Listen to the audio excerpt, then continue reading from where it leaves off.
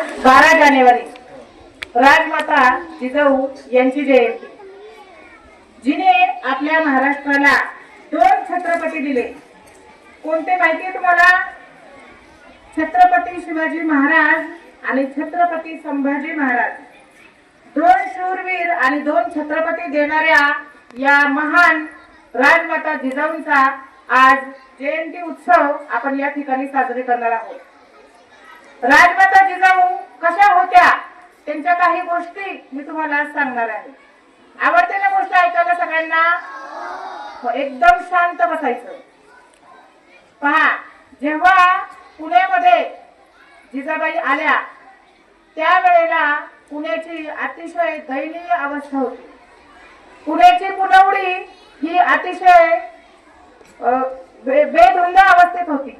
तिथे जी लोक राहत होती, मुघल साम्राज्य त्यातील जी लोक होती त्यांनी पुण्याची अतिशय दयनीय अवस्था केली होती आणि या पुण्याचं साम्राज्य वाढवावं, या पुण्याला नवीन सोनेरी रूप द्यावं या इच्छेनं राजमाता जिजाऊ यांनी पुण्यात पाऊल ठेवलं आणि तीच आशा तीच इच्छा ठेवून त्या या पुण्यामध्ये आल्या। आणि जेव्हा पोटात शिवाजी महाराज होते तेव्हा त्यांना कसले डोहाळे लागले होते? तर आपला महाराष्ट्र आपलं स्वराज्य स्थापन करण्याचं डोहाळे लागलं होतं। मग त्यासाठी काय काय करावं लागेल? तर त्यासाठी फक्त मी एकटी काम करणार नाही तर माझ्या पोटी जन्माला येणारं बाळ सुद्धा त्यासाठी काम करेल आणि त्यासाठी मी आतापासूनच तयारी केली पाहिजे। म्हणून जिजामातेला कसलं डोहाळे लागलं होतं? तर गडांवर घोड्यांवर बसून घोडसवारी करण्याचं डोहाळे लागलं होतं आणि तलवार हातात घेऊन लढाई करण्याचं डोहाळे लागलं होतं। म्हणजे ज्या काळात महिला आराम करतात, चिंचा बोरल आवळे खातात, त्यावेळेला जिजाबाई मात्र घोड्यावर बसून घोडस्वारी करत होत्या। का?